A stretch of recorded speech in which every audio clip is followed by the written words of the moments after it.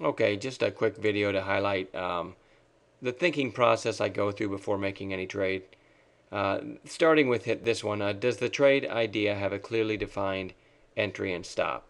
I'm going to use Bank of America from today. That's BAC. This was a trade we called in our chat room. These are 5-minute candles on an intraday basis, but keep in mind we like the daily chart too. So we don't just pick any random intraday stock, but the daily chart looked good on Bank of America. Had an early high of 1286, sold off, came back, and then put in kind of a subsequent secondary high here of 1283, and then went sideways. Love this pattern, and we drew some lines there to show you the tight base. And so we told our chat room above this base, 1284 trigger, and 1275 below the base is the stop. That's a 9-cent risk. So back to the question, does this trade have a clearly defined entry and stop? Bank of America certainly did, a 9-cent risk. That's something you dream about as a trader. So excellent setup. Next question you need to think about, if so, how many shares should I buy? This is probably the most ignored question by newer traders and not talked about enough. Believe me, in our chat room, it is talked about a lot. I preach position size all the time. Okay, so you look at your trade. You have to do a quick math problem before any trade. Now, I've already talked about this was a 9-cent risk. Okay, trigger here, stop here. Worst case scenario, you're going to lose 9 cents. So how many shares should you buy?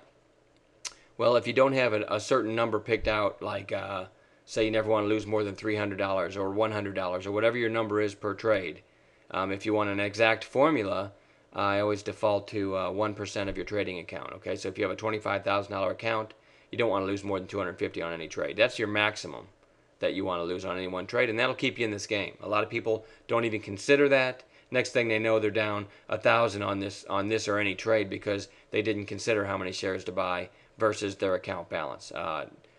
Number one ignored facet of trading, in my opinion. Okay, so you know you have a 9-cent risk. Say you have a $25,000 account, you don't want to lose more than $250 on this trade or any given trade. So if you go 1,000 shares, you're going to lose 90 bucks. I'm going to leave commissions out of this for the purpose of simple math.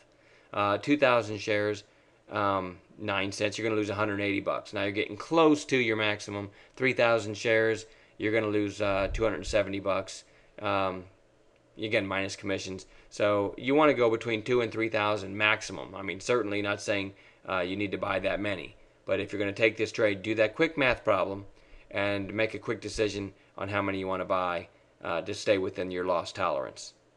Very important. Is the market moving in the direction of my trade? At the time Bank of America triggered, okay, 1284, there's a vertical line right through. Look at the S&P. This red line is the S&P. And if you look early in the day, it sold off, then came blasting through the early high. So now you know you've got a strong day. It might have been overbought at this point, but the point is, as Bank of America triggered, the S&P is hitting new highs for the day. So it certainly met that parameter too, even though it was perhaps a little bit overbought. Again, 9-cent risk in the direction of your trade. You've already decided how many shares to buy. And then another thing to think about, is the stock liquid enough to get in and out of easily? And Bank of America certainly is. Here's a daily chart.